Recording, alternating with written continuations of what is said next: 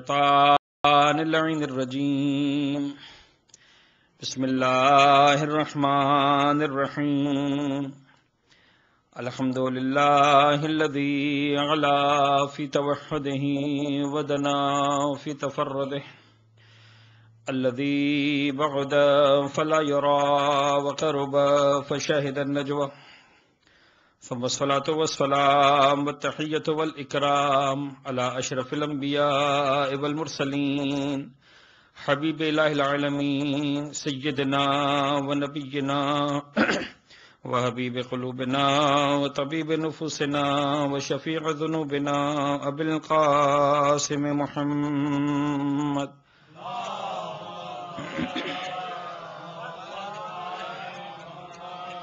وعلى أهل بيته الطيبين الطاهرين المعصومين المنتجبين لا سيما على بقية الله في الأرضين وحجته إلى العالمين واللعن الدائم على أعدائهم ومنكري فضائلهم وغاصبي حقوقهم أجمعين من يوم ظلمهم وغصبهم وعداوتهم إلى يوم الدين بسم الله الرحمن الرحيم اللهم كن لوليك الحجة بن الحسن صلواتك عليه وعلى آبائه في هذه الساعة وفي كل ساعة وليا وحافظا وقائدا وناصرا ودليلا وعينا حتى تسكنه أرضك طوعا وتمتعه فيها طويلا.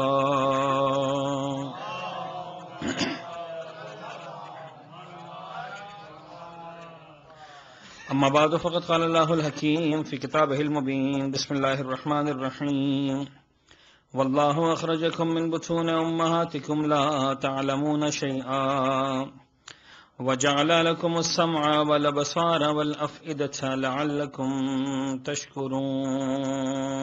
صلوات پڑھیں محمد وعلی محمد.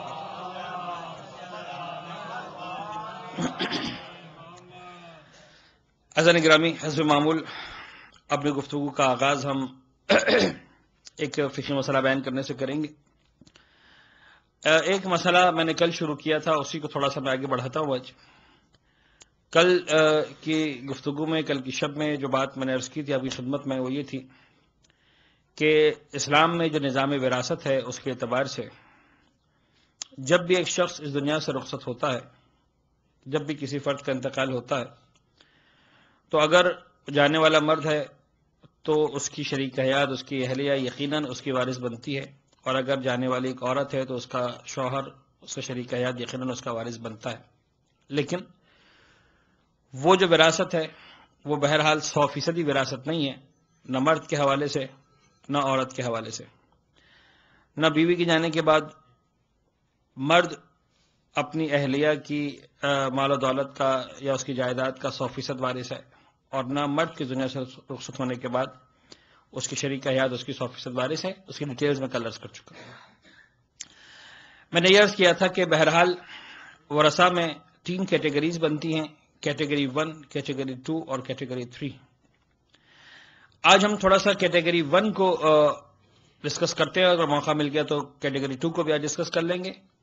پھر انشاءاللہ مزید اس سلسلے میں جو مسائل ہیں وہ ضرورت محسوس ہوئی تو کل بھی تھوڑا سا آگے بڑھاؤں گا. کیٹیگری 1 کے اندر جب ایک انسان اس دنیا سے رخصت ہوتا ہے تو اس کے کیٹیگری 1 کے جو وارث ہیں ان میں 2-3 ٹائٹلز ہیں. سب سے پہلے مرنے والے کے والدین. مرنے والے کے والدین، مرنے والے کی ماں اور مرنے والے کا باپ، یہ دونوں اس کے وارث بنتے ہیں کیٹیگری 1 کے اندر. اور اسی طرح مرنے والے کی اولاد، اور اولاد نہ ہونے کی صورت میں اولاد کی اولاد. یہ جتنے افراد بھی ہیں، اب چاہے ان سب میں سے کوئی ایک ہی زندہ ہو، چاہے 2 افراد ہوں، چاہے 4-6 افراد ہوں، 10 افراد ہوں، مثلا فرض کریں شخص کا انتقال ہوا، ایک مرد کا انتقال ہوتا، اور یہ ایسا مرد ہے اس کا انتقال ہوا کہ جس کے ماں اور باپ دونوں زندہ ہیں، اور یہ خود شادی شدہ انسان تھا، اس کی اپنی اولاد بھی ہے، تو مرنے والے کے والدین بھی وارث بنیں گے اور مرنے والے کی اولاد بھی وارث بنے گی۔ اب اس کے اندر تفصیلات ہیں، یعنی وہ ڈیٹیلز اگر میں آپ کو بتا بھی دوں گا صرف الجھاؤں گا اس وقت آپ کو بیٹھ کر، بات سمجھا نہیں پاؤں گا کہ کتنا حصہ کس کا ملنے والا ہے، کیونکہ وہ یاد بھی رہنے والا نہیں آپ کو۔ یہ جب بھی زندگی میں پیش آتا ہے انسان کے ساتھ یہ واقعہ تو پھر کتاب دیکھنا ہی پڑتی، کوئی ہم سے ہی پوچھے گا تو ہم کتاب دیکھ کر ہی بتا پائیں گے۔ لیکن اتنا تو ہے کہ فرسٹ کیٹیگری کے اندر مرنے والے کے والدین اور مرنے والے کی اولاد۔ تھوڑا سا میں وضاحت کر دوں، بے ان معنی کہ مرنے والے کے والدین بھی وارث بنیں گے، مرنے والے کی اولاد بھی وارث بنے گی۔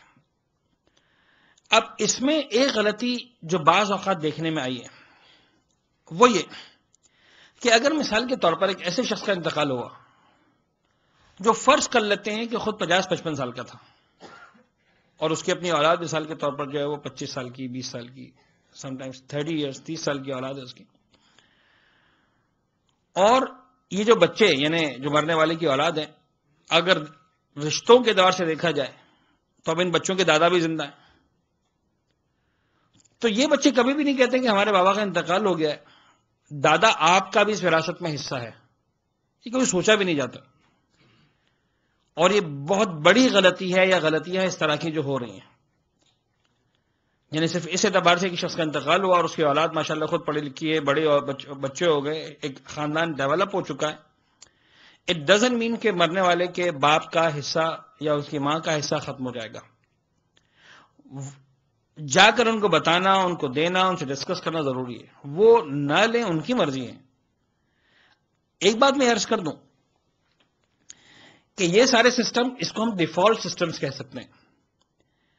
ان ڈیفالٹ سسٹمز کے اندر انسان اگر باہمی رضامندی کے ساتھ کوئی فیصلہ کرنا چاہے تو اسلام روکے گا نہیں۔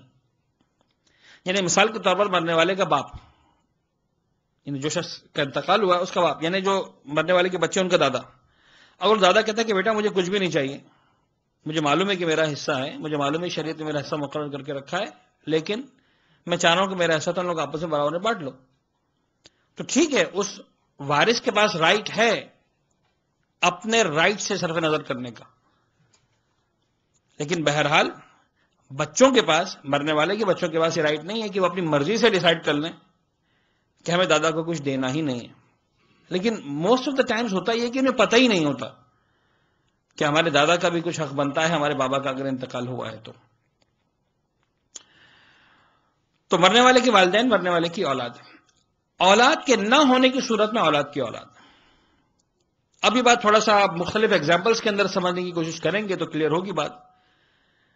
فرض کریں ایک ایسے شخص کا انتقال ہوا جس کے بچے بھی ہیں اور اس کے بچوں کے بچے بھی ہیں، یعنی ایک سیدھا رسیدہ شخص کا انتقال ہوا، فرض کر لیں کہ 65 سال کا انسان ہے، 70 سال کا انسان ہے، 80 سال کا انسان، اس کے بچے بھی ہیں، فرض کرنے کے 4 بچے، اس کے 2 بیٹے 2 بیٹیاں، اور ان بچوں کے بچے بھی ہیں، یعنی پوتے بھی ہیں، پوتیاں بھی ہیں، نواسے نواسیاں بھی ہیں۔ تو ورثہ جو بنیں گے وہ صرف بیٹے اور بیٹیاں بنیں گی، پوتے اور پوتیاں، نواسا نواسیاں کیٹیگری 1 کے اندر فرسٹ آف آل نہیں آتے ہیں، پہلے نہیں آتے ہیں۔ اگر ان 4 میں سے کوئی ایک بھی زندہ، مثال کے طور پر یہ شخص جس کا انتقال ہوا 75 سال کا انسان بیچارہ جس کے 4 بچے تھے، ان 4 میں سے بھی مثال کے طور پر ہم فرض کر لیتے ہیں کہ 3 بچوں کا انتقال ہو چکا تھا، صرف ایک بیٹی بچی تھی، اور جو 2 بیٹے اور 1 بیٹی کا انتقال آلریڈی ہو چکا ہے اس مرنے والے کے، اس کے پاس سے پوتے پوتیاں نواسے نواسی موجود ہیں۔ اس صورتحال میں صرف جو ایک بیٹی بچی وہ وارث بنے گی، پوتے پوتیاں نواسے نواسی وارث نہیں بنیں گے۔ یعنی پوتے پوتیاں اور نواسے نواسی یہ نہیں کہہ سکتے کہ بھئی ہمارے دادا کا آج انتقال ہوا، ہمارے بابا کا ویسے ہی انتقال ہو چکا ہے، لہذا دادا کی وراثت جو ہمارے بابا کو ملنی تھی آج ہمیں دی جائے، نہیں، there is no concept at all۔ ہاں، اگر مرنے والے کی اپنی اولاد کا انتقال ہو چکا تھا، 4 کی 4، تو پھر کیٹیگری 1 کے اندر ہی پوتے پوتیاں نواسے نواسیاں بھی وارث بن جاتے ہیں۔ مجھے نہیں پتا میں کتنا اپنی بات کو سمجھا پایا، لیکن خلاصہ یہ ہے کہ کیٹیگری 1 کے اندر مرنے والے کے والدین اور مرنے والے کی اولاد، اولاد نہ ہونے کی صورت میں اولاد کی اولاد، یہ کیٹیگری 1 کے وارث قرار پاتے ہیں. پھر باری آتی کیٹیگری 2 کی، انشاءاللہ اس کو ہم کل ڈسکس کریں گے. ایک سلوات بھیج دیجیے گا محمد و آل محمد پر.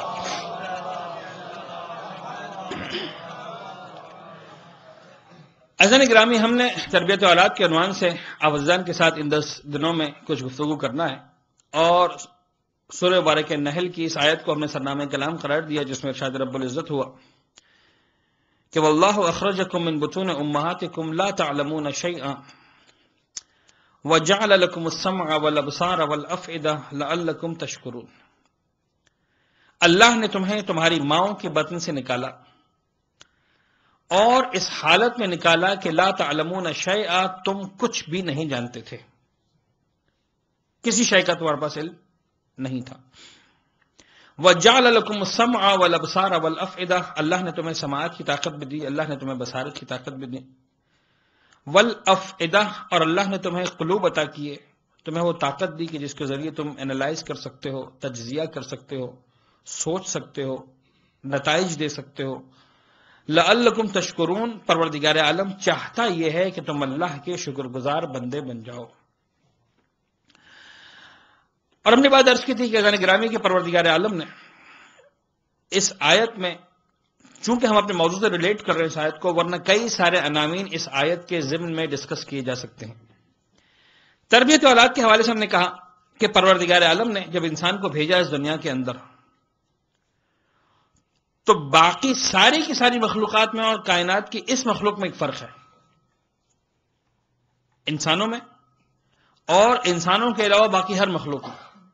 میں ملائکہ کی بات نہیں کر رہا ہوں، اس دنیا میں جو ہمیں کائنات میں نظر آتی ہے، مخلوقات کی بات کر رہا ہوں. ان سب کے درمیان ایک فرق ہے، اور اس فرق کا خلاصہ یہ ہے کہ پروردگار کہتا ہے کہ اے بندے دیکھ، میں نے ساری کائنات کو تیرے لیے پیدا کیا ہے، تجھے اپنے لیے پیدا کیا.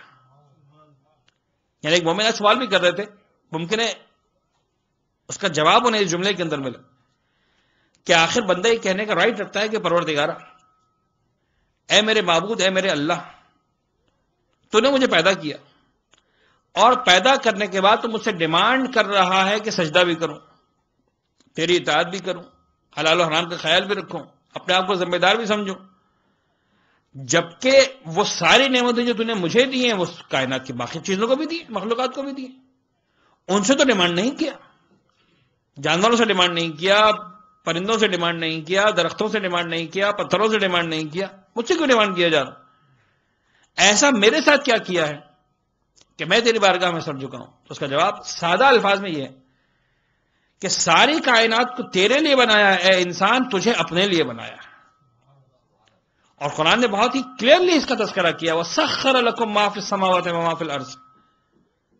سخر لکم، پروردگار عالم نے تمہارے لیے تسخیر کر دیا. تسخیر کرنا کسے کہتے ہیں؟ مسخر کرنا کسے کہتے ہیں؟ عربی زبان کا ورڈ ہے، اردو میں استعمال ہوتا ہے لیکن تھوڑا سا مشکل ورڈ ہے. تسخیر کرنا یعنی اس طرح سے تمہیں اختیار دے دینا کہ تم اس کو جس طرح سے چاہو یوز کر سکتے ہو. آج آپ ذرا غور کیجئے، یہ اتنا جو کمیونیکیشن کا سسٹم پوری دنیا میں اتنا اسٹرانگ سسٹم ہے، ٹیلی فون سے لے کر اور پھر جہاں جہاں تک کمیونیکیشن کے حوالے سے بات جاتی ہے، چاہے وہ ٹیکسٹ کمیونیکیشن ہے، چاہے وہ وائس کمیونیکیشن ہے، چاہے وہ پکچر کمیونیکیشن ہے، جس انداز سے بھی جہاں جہاں تک بھی بات جا رہی، جس طرح سے ڈیٹا کمیونیکیٹ ہو رہا، آپ ذرا غور فرمائیے کہ یہ سب کچھ پروردگار عالم نے پوٹینشلی اپنی مخلوقات کے اندر رکھا تھا. انسان کو یہ رائٹ دیا کہ وہ ان ریسورسز کو اپنے لیے استعمال کرے. آپ غور فرمائیں، یعنی ایسا نہیں ہے کہ انسان نے کچھ ایجاد کیا ہے، انسان نے دریافت کیا ہے. انسان ایجاد کچھ بھی نہیں کرتا. لفظ ایجاد پھر عربی زبان کا لفظ ہے، اس کے معنی کی وضاحت بھی کر دوں. ایجاد کرنا یعنی ایک ایسی چیز جو وجود نہیں رکھتی تھی اس کو وجود دینا، اور دریافت کرنے کا مطلب یہ کہ ایک چیز موجود تھی اس کو ڈھونڈ کر لے کر آنا. بجلی انسان نے ایجاد نہیں کی ہے، بجلی انسان نے دریافت کی ہے. پروردگار کے سسٹم میں بجلی موجود تھی، پوٹینشلی تھی، نظر نہیں آ رہی تھی. تیل زمین سے انسان نے ایجاد نہیں کیا، دریافت کیا ہے. اس کے یوزز کو انسان نے دریافت کیا، پوٹینشلی اس کے اندر سب کچھ موجود تھا.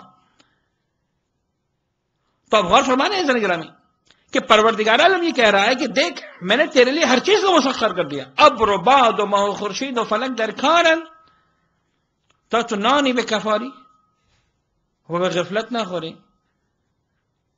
فارسی زبان کا شعر ہے.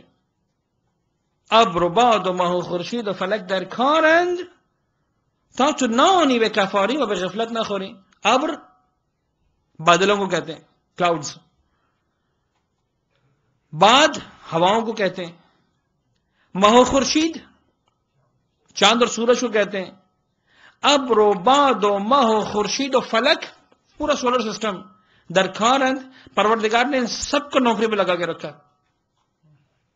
پروردگار نے سب کو کام پہ لگا کے رکھا ہے. کیوں؟ تچنانی بکفاری، تاکہ تجھے ایک روٹی ملے، وہ بے غفلت نہ خوری. یعنی اس کا ترجمہ میں اگر سادہ الفاظ میں کہوں، اے انسان یہ سب کچھ اس لیے ہے کہ تو روٹی کھا، غفلت نہ کھا. اب ذرا غور کیجئے، انسان کی ایک روٹی کی خاطر آج ہم کو وہ انڈسٹری سمجھ میں آتی ہے کہ جو اس روٹی کو کک کر کے ہم تک پہنچاتی ہیں. آپ نے کبھی سوچا پروردگار نے کتنی بڑی انڈسٹری لگائی ہے گندم پیدا کرنے کے لیے؟ اس پروردگار کی انڈسٹری کو آپ سوچیں، اس کے ریسورسز کو سوچیں، ہمارے بس میں نہیں ہے. گندم کو پیدا کرنے کے لیے پروردگار نے سورج کو بنایا، گندم اگانے کے لیے پروردگار نے ہواؤں کو چلایا، گندم اگانے کے لیے پروردگار عالم نے بادلوں کے سسٹم کو بنایا، گندم اگانے کے لیے پروردگار نے پانی کو پیدا کیا، گندم اگانے کے لیے پروردگار نے زمین کو پوٹینشل دیا. گندم اگانے کے لیے پروردگار عالم نے گندم کے دانے میں ڈیفالٹ پروگرام رکھا. اے گندم کے دانے اگر تجھے کھا لیا گیا تو تجھے وہ پروڈیوس کرنا ہے، اگر تجھے زمین میں ڈالا گیا تو تجھے وہ پروڈیوس کرنا ہے. اس گندم کے دانے کے اندر بھی سسٹم موجود ہے، سافٹ ویئر پورا موجود ہے. گندم کبھی بھی پیٹ میں جا کے جو ہے وہ اگنا نہیں شروع کر دے گا، زمین میں جا کے ہی اگنا شروع کرے گا. اس کو پتا ہے مجھے کہاں پر کیا کرنا ہے. غور فرمائیں. ابر و باد و ماہ خورشید و فلک درکھارن تچنانی بکفاری و بغفلت نہ خوری. انسان دیکھ میں نے ساری کائنات کو تیرے لیے بنایا ہے، تجھے اپنے لیے بنایا. واللہ اخرجکم من بطون امہاتکم. اب تجھے جو اپنے لیے بنایا ہے تو اب اس کے لیے سسٹم ہے. اور جب تجھے اپنے لیے بنایا ہے تو دیکھ اگرچہ تجھے لا علم پیدا کیا، لیکن جعل لکم السمع والابصار والافئدہ، میں نے تجھے سننے کی طاقت بھی دی، میں نے تجھے دیکھنے کی طاقت بھی دی، میں نے تجھے سوچنے کی طاقت بھی دی. میں چاہتا ہوں کہ تم میرے شکر گزار بندے بن جاؤ. اب یہاں پر جو ہمارا موضوع ہے تربیت اولاد، اپنی اولاد کو راہ راست پر رکھنا، اس کے اندر اور سارے نکات آنے والے ہیں. اہم ترین نقطہ یہ ہے کہ وی ہیو ٹو مانیٹر کہ بچہ دیکھ کیا رہا ہے، وی ہیو ٹو مانیٹر کہ بچہ سن کیا رہا ہے. اپنی زندگی کے اندر بھی. اس لیے کہ جب پوچھا گیا کسی اسکالر سے کہ بھائی بچے کی ڈیفینیشن کیا ہے، how to define the child اور کڈ، تو ایک ایجوکیشنسٹ ہے، اس نے جملہ اپنے طور سے کہا کہ میں ڈیفائن کرتا ہوں بچے کو the most powerful learning machine in the world. The most powerful learning machine. آج ہم جتنے بھی ہیں نا، آج ہم جتنے بڑے ہو گئے ہیں، جتنی ڈگریز ہمارے پاس آ گئی ہیں، جتنا علم حاصل کر لیا ہے ہم نے، جتنی صلاحیتیں ہمارے اندر ہیں، ان سب کے سب کا تعلق اس بچپن سے ہے جو ہمیں دیا گیا تھا.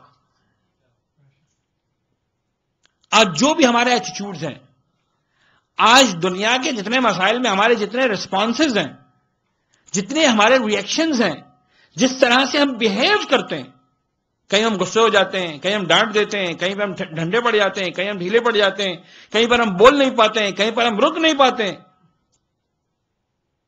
ان سب کا تعلق ریفلیکٹ کرتا ہے ہمارا بچپن. ہمیں کون سا ماحول دیا گیا، ہمیں کیسا ماحول دیا گیا. جعل لکم السمع والابصار والافئدہ. اب آئیے ایک بات مجھے آج کرنا، اس تربیت کا آغاز ہوتا کہاں سے ہے؟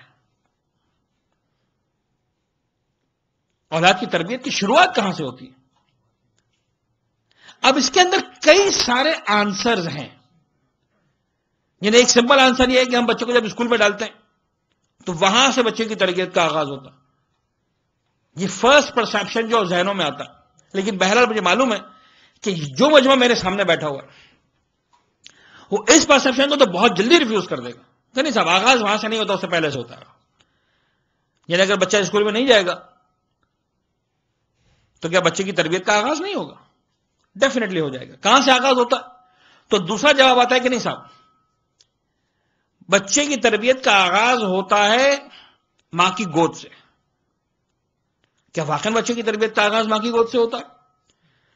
تو اب 3 لیولز اور ہیں جس کو میں ڈسکس کروں گا اور میں روایات سے اس کو پروف کروں گا آپ کے سامنے. یعنی ہم ڈسکس کریں گے اس کو کہ دیکھیں بات کہاں تک پہنچتی ہے اور ہم کہاں پر ہیں، اور اسلام اور ائمہ اہل بیت کی جو نظر ہے وہ کتنا گہری نظر ہے.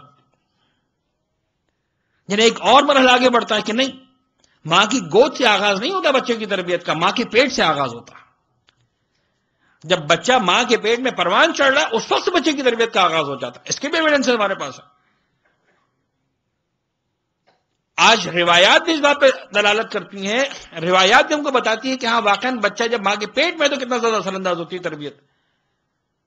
آج کی سائنس بھی کہتی ہے کہ جب بچہ ماں کے پیٹ میں تو کتنے زیادہ اثر انداز ہوتے ہیں ماں کے موڈز اور ماں کے بیہیویئرز بچے کے اوپر.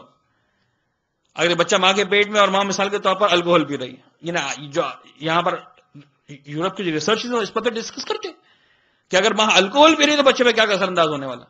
ماں اگر اس دوران میوزک سن رہی ہے تو بچے پر کیا اثر ہونے والا. ماں اگر اس دوران ہارر موویز دیکھ رہی ہے تو بچے پر کیا اثر ہونے والا.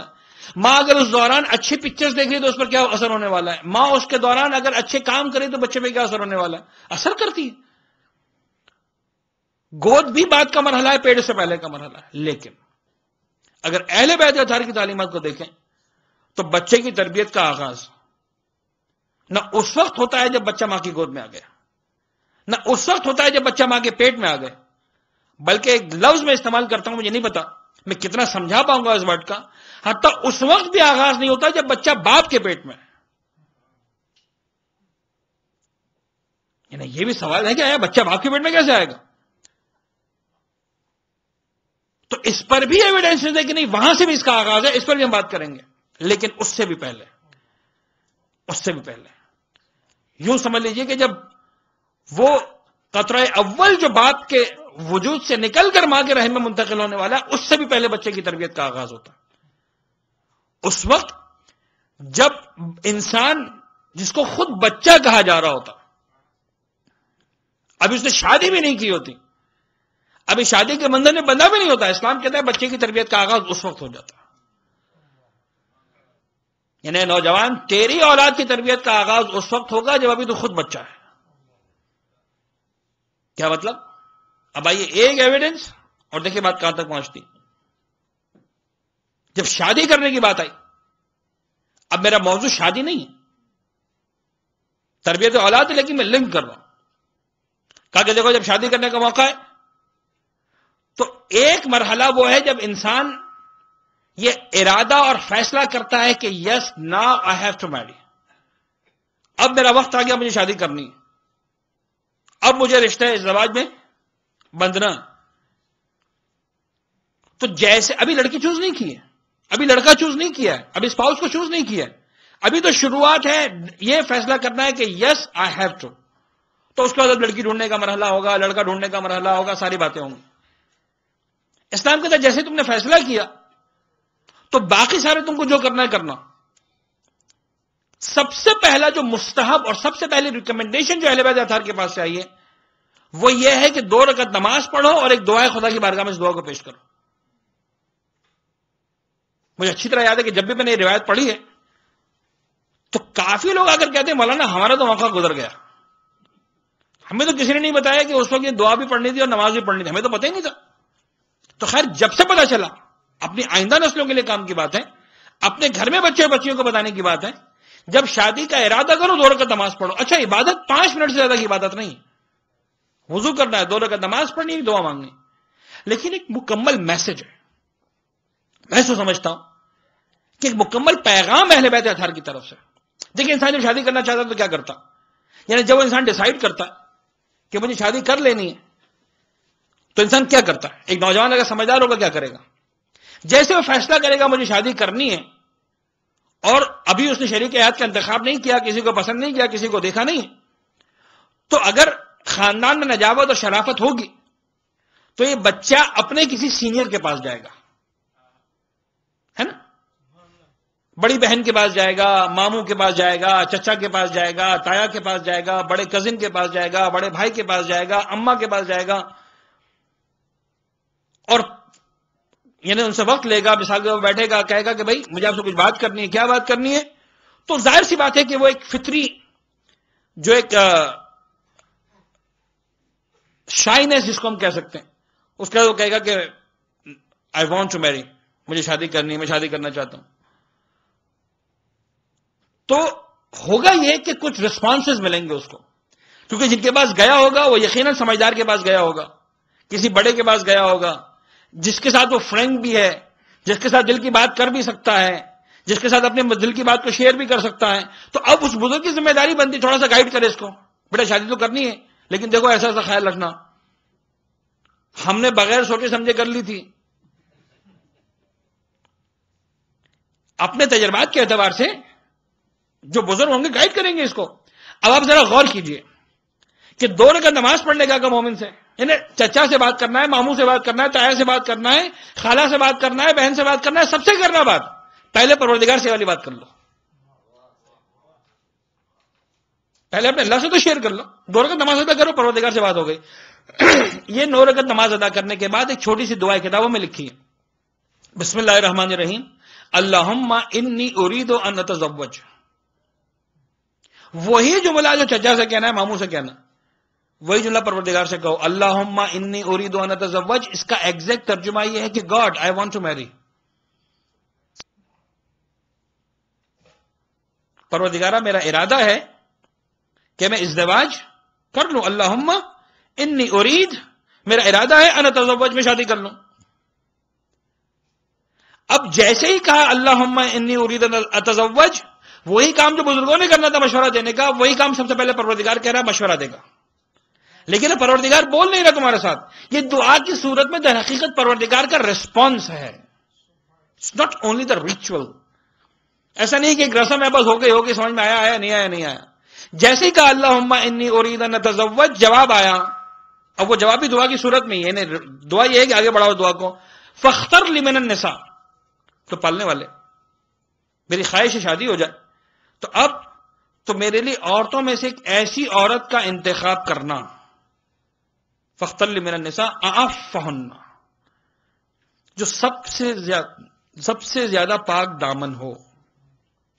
انہیں پروردگار ہی کہہ رہا ہے کہ بندے تو نے شادی کا ارادہ کر لیا، تو اگرچہ زبان سے دعا منگوا جا رہی ہے لیکن در حقیقت پروردگار پیغام دے رہا ہے، اے میرے بندے جب شادی کا ارادہ ہے تو سارے پیرامیٹرز بعد میں، سب سے پہلا پیرامیٹر یہ ہے کہ ایسی لڑکی کا انتخاب کرنا جو سب سے زیادہ پاک دامن ہو.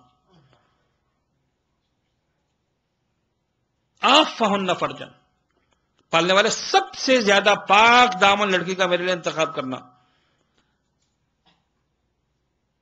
اب میں نہیں سمجھ میں آ رہا کہ میں کیسے عرض کروں یہ بات، کیونکہ میرے سامنے وہ نوجوان مجمع نہیں جو ہونا چاہیے جن کے سامنے باتیں کرنی ہیں مجھے. لیکن آپ اپنے بچوں کے تک پلیز یہ میسیجز آگے فارورڈ کریں، ڈیلیور کریں کہ پروردگار کہہ رہا ہے کہ دیکھ میرے بندے، سب سے پہلا پیرامیٹر ہے پاک دامن ہونے کا.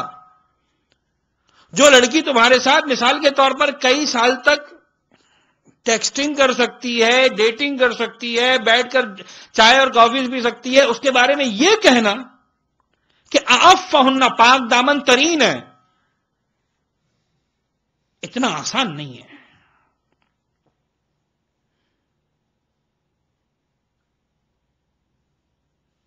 آج ہماری نسلیں کہاں جا رہی ہیں؟ احساس ہی نہیں. اعفہن فرجن وَأَوْسَعَهُنَّ رِزْقًا، پالنے والے ایسی کا انتخاب کرنا کہ جس کا رزق سب سے زیادہ وسیع ہو. وَأَعْظَمَهُنَّ بَرْكَةً، اور پالنے والے ایسی کا انتخاب کرنا کہ جو برکت کے اعتبار سے بہت زیادہ عظیم ہو. یعنی مال کی کوانٹٹی اتنا بڑا معیار نہیں جتنا بڑا مال کی کوالٹی معیار ہے. بعض اوقات مال ہوتا ہے، برکت نہیں ہوتی ہے. لوگ کہتے ہیں صاحب برکت کیا ہوتی ہے؟ برکت is never related to the quantity, never. برکت is always related to the quality. بعض اوقات انسان کے پاس کم مال ہوتا ہے لیکن انسان دیکھتا ہے کہ پتہ نہیں کتنے میرے کام آسانی سے ہوتے چلے جا رہے ہیں. اور بعض اوقات انسان کے پاس بے تحاشا مال ہوتا ہے لیکن پھر بھی ایسا لگتا ہے کہ وہ ہمیشہ تکلیف کے اندر ہی.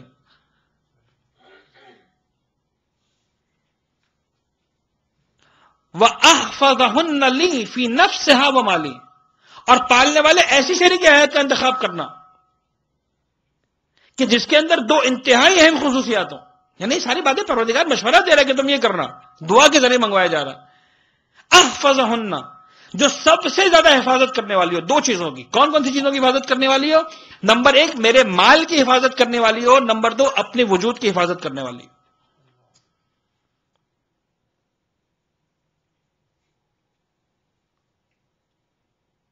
ایسی شریک آیت کا انتخاب. لہذا اہل بیت اطہار کی تعلیمات میں تو ہے ہی، دنیا کے زمانے میں محاورے ہیں. شاید اٹلی کی محاورت ہے، پتہ نہیں کہاں کا یہ ضرب المثل ہے کہ بے وقوف ہے وہ انسان جو چہرہ دیکھ کر پوری عورت سے شادی کر لیتا. آج کا ہمارا نوجوان کیا کرتا؟ چہرہ دیکھ کر پوری عورت سے شادی کر لیتا. ایمان ہماری پرائرٹیز میں شامل ہی نہیں ہے. پروردگار سے انس ہمارے پرائرٹیز میں شامل ہی نہیں ہے. اور ہم سوچتے ہیں کہ تربیت اولاد، عزیزان گرامی آپ یاد رکھیے گا، اگر اولاد کی صحیح تربیت صحیح موقع پر نہ ہوئی. میں پچھلے سال لاس اینجلس میں تھا، ایک مومن وہاں پر، اور میں نے اکثر تذکرہ کیا ہے امریکہ کی مجالس میں اس واقعے کا، because it was really shocking for me as well. ایک مومن ہے، نوجوان، دوستوں میں سے ہمارے، اس کا کام ہے غسل و کفن وغیرہ کے کاموں میں انوالو ہوتے ہیں، اور یہاں پر ہر جگہ پر اس طرح کے نوجوان ہیں جو مومنین ہیں جو اس طرح کی سروسز انجام دیتے ہیں اپنی کمیونٹی کے اندر. اور ان کا ویب سائٹ پر ایڈریس بھی ہے، اور ان کی ویب سائٹ بھی بنی ہوئی ہے، ایمبولا والے، اگر آپ نے سنا ہو تو. کہنے لگا مولانا ایک فون آیا میرے پاس when we are discussing all these، تو خود اس نے یہ شیئر کی بات. کہنے مولانا فون آیا میرے پاس، اور آ کر کہنے لگا کہ نوجوان تھا، میں نے فون ریسیو کیا کیونکہ میرا نمبر ویب سائٹ پر موجود ہے. تو کہنے لگا کہ مسٹر رضا، یس کیا بات ہے بھائی؟ کہنے لگا I want a favour, I want you to help me. کیا ہیلپ چاہیے آپ کو؟ کہنے لگا کہ look my father is died and he is written in his will that he is a Shia. I don't know what that Shia is, but he has said that he has written in his will that I should be buried in a Shia way and this, and I was searching in the internet and I found you as a Shia, so I'm asking you, can you please help me out? آپ کے کیا خیال ہے گرامی کہ یہ کیا ایک دن میں ہوتا ہے؟ یہ ایک ہفتے میں ہوتا ہے؟ یہ ایک مہینے میں ہوتا ہے؟ ایک سال میں ہوتا ہے؟ نہیں، 2-3 نسلیں تو چاہیے اس لیول تک پہنچنے کے لیے. آغاز مت دیکھو، انجام دیکھو کتنا خطرناک ہو سکتا ہے. انجام دیکھو کتنا خطرناک ہو سکتا ہے.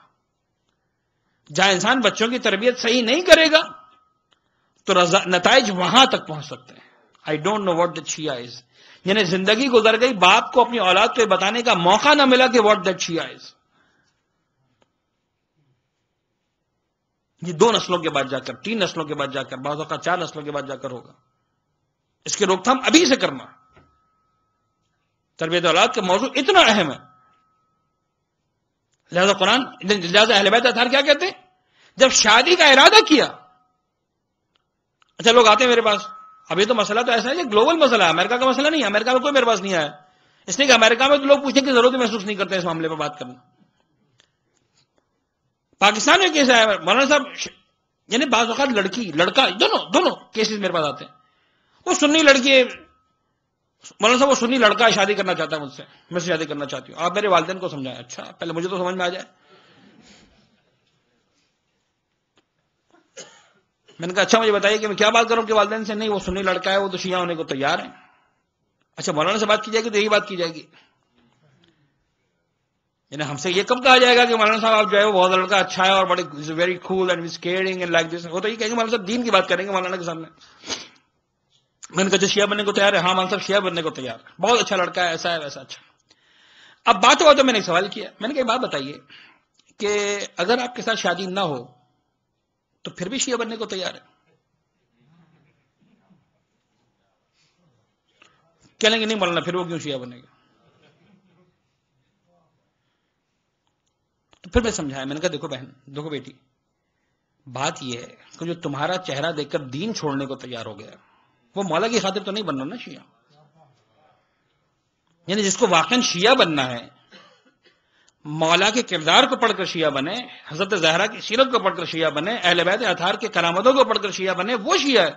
جو تمہارا دیکھ کر آج اپنے سنیزم یا مثال کے طور پر اپنے دین کو چھوڑنے کو تیار ہو گیا، تو جو اب تمہاری خاطر ایک چہرے کی خاطر دین چھوڑ سکتا ہے، وہ دوسرے چہرے کی خاطر پہلا چہرہ کیسے نہیں چھوڑ سکتا؟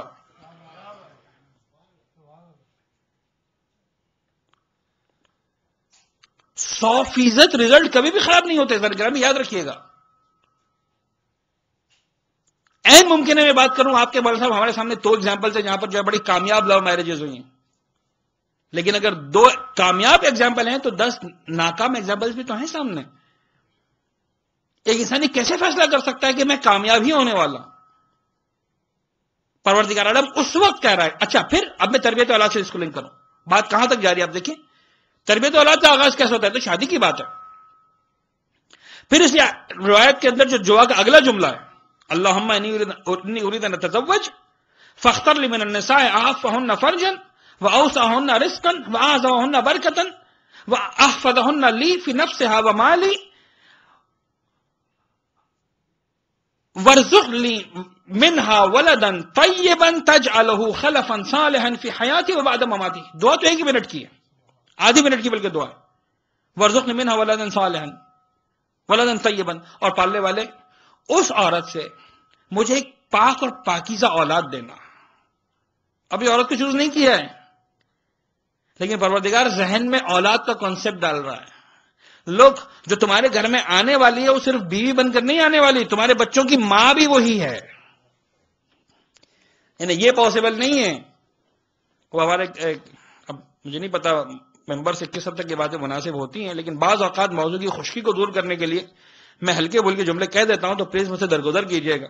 کہنا صاحب ایک مرد چاہتا کیا ہے؟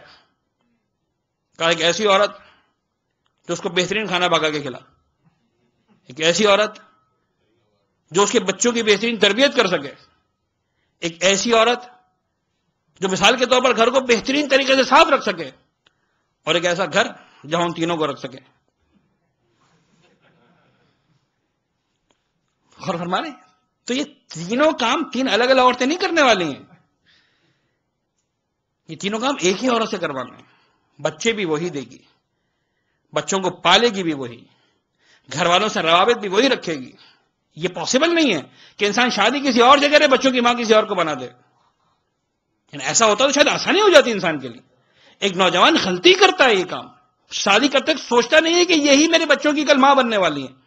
اور آج دیکھیے اس طرح کے مسائل پیدا ہونا شروع ہو گئے، مکمل کے مکمل کلچر ڈفرنٹ ہے. نوجوان لڑکے ایسی خواتین سے شادیاں کر رہے ہیں جن کا آپ کے کلچر سے، آپ کے دین سے کوئی تعلق نہیں. اگر ایک لڑکی مسلمان ہو بھی جاتی ہے آپ کے ہاں میں ہاں ملا کر، اسے پتہ نہیں اسلام ہے کیا، وہ اسلام کو سمجھا نہیں، اس نے صرف آپ کو دیکھا ہے. اب جتنا اسلام آپ کے پاس ہے وہ اسی کو اسلام سمجھ رہی ہے.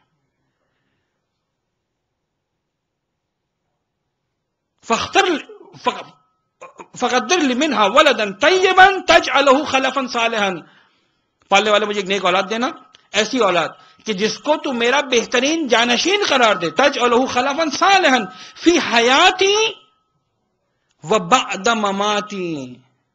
لوگ اس کی روٹس کہاں تک ہیں، اس کے فروٹس کہاں تک ہیں؟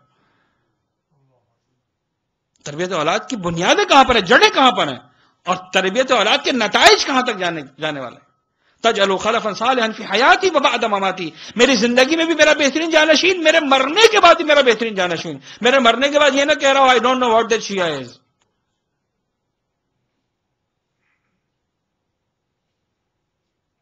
اسے پتا نہ ہو کہ باپ کے لیے اصالہ ثواب کیسے کرنا ہے، اس کو پتا نہ ہو کہ باپ کا اگر حج نہیں ہوا تو کیسے کرنا ہے، اس کو پتا نہ ہو کہ باپ کی اگر نمازیں رہ گئی تو کیسے پڑھنی ہے، اس کو پتا نہ ہو کہ باپ کے اگر روزے رہ گئے تو کیسے رکھوانا ہے، باپ کی ذمہ داریوں کو کیسے پورا کرنا ہے، باپ یا ماں کی، ضروری نہیں باپ میں دونوں حالوں سے بات کر رہا ہوں، ماں اور باپ کے لیے کیسے نیکی کرنی ہے، اصالہ ثواب کیسے کرنا. جناب عیسیٰ کا واقعہ میں سنا ہوگا نا، بڑا مشہور قصہ ہے. جا رہے تھے، گزر رہے تھے ایک مرتبہ ایک مقام سے، دیکھا کہ قبر پر عذاب ہو رہا ہے. وہ جو نگاہ ملکوتی پروردگار عالم نے انبیاء کرام کو دی ہوئی ہے، دیکھ رہے اپنی نگاہوں سے ملاحظہ کر رہے ہیں، بس سخت ترین عذاب ہو رہا ہے مردے پر. چلے گئے وہاں سے. بہرحال جب لوٹ کر شام کو یا اگلے دن جب کسی دن واپس جب آ رہے تھے، اسی قبر کے پاس سے گزرے، دیکھا کہ اس کا قبر جنت کے باغات میں سے ایک باغ بنی ہوئی ہے. سارے عذاب کو ہٹا دیا گیا، نعمتوں کے اندر ہے، آسائشوں کے اندر ہے، پروردگار کی طرف سے احسان کر دیا گیا اس کے اوپر. رب العزت کی بارگاہ میں ہاتھ اٹھا دیا، پروردگار ایسا کیا کیا ہے؟ انسان کے عمل اس کے مرنے کے بعد ختم ہو جاتے ہیں. if right right if wrong wrong، ختم ہو گئے بات. یہ مرنے کے بعد کون سا عمل اس نے ایسا کر دیا کہ اس کے عذاب کو تبدیل کر کے جو ہے وہ جنت کے باغ میں تبدیل کر دیا گیا؟ جواب آیا اے عیسیٰ، یہ ایک اولاد چھوڑ کر مرا تھا اور اس کے بچے نے پہلی مرتبہ پڑھا بسم اللہ الرحمن الرحیم، اس اللہ کے نام سے جو رحمان ہے، رحم کرنے والا ہے، رحیم ہے. کہا عیسیٰ مجھے شرم آتی ہے کہ کسی کی اولاد مجھے رحمان اور رحیم کہے اور اس کے باپ کو میں عذاب میں مبتلا رکھوں. تجعلہ خلفا صالحا فی حیاتی و بعد مماتی. ایسی اولاد چھوڑ کے جاؤ جو تمہارے مرنے کے بعد کہے الرحمن الرحیم، نہ ایسی اولاد جو کہے کہ I don't know what that she is. اور یہ فیصلہ ہم نے کرنا ہے. We have to choose. یہ ہے تربیت اولاد. کہاں تک تربیت اولاد جاتی ہے؟ گھر کا کیسا ماحول لے کر جا رہے ہو، کیسی اولاد چھوڑ کر جا رہے ہو؟ بس گرامی آج کی حد تک، کیونکہ مجھے اندازہ ہے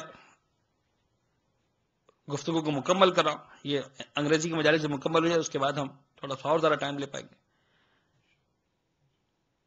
لیکن اولاد، کیسی اولاد؟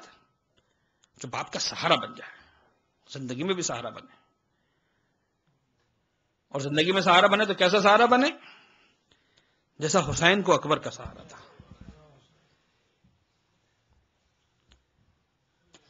ذرا غور تو کریں، اکبر کا سہارا کتنا عظیم سہارا.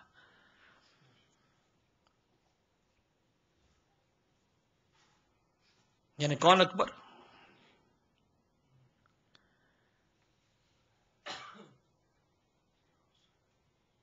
حسین جانتے ہیں کیا ہے میرا اکبر. کاروان جا رہا ہے کربلا کی طرف، مکے سے نکل کر ابھی کربلا پہنچا نہیں ہے. مخاطر میں لکھا ہے، روایت علماء پڑھتے بھی ہیں.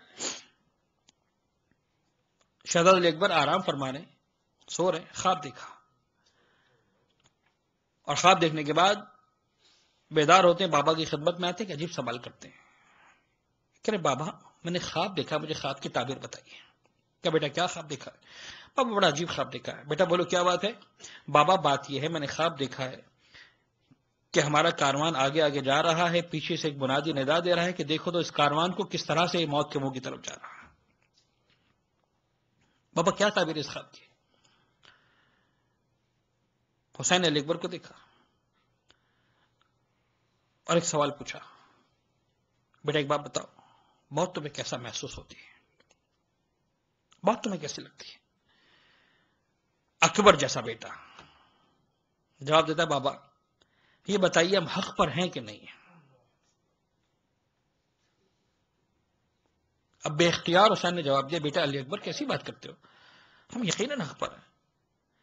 جیسے حسین نے کہا بیٹا ہم یقیناً حق پر ہیں، بے اختیار اکبر کہتے بابا پھر کیا فرق پڑتا ہے، ہم موت پر جا گرے یا موت ہم پر آ گرے؟ یہ ہے علی اکبر.